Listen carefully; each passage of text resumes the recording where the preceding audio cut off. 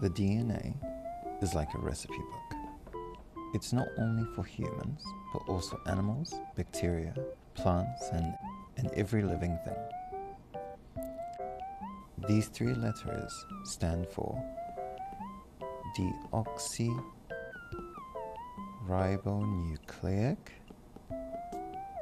acid, DNA. And our DNA has four main ingredients: adenine, thymine, guanine,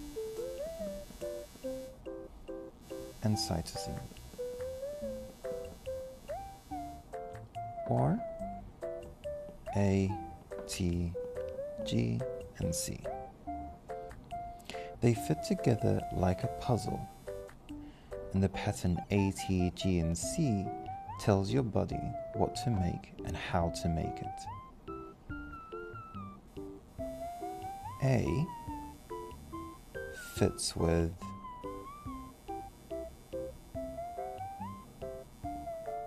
T, and G fits with C. When they come together, they naturally form a double helix shape. This is DNA.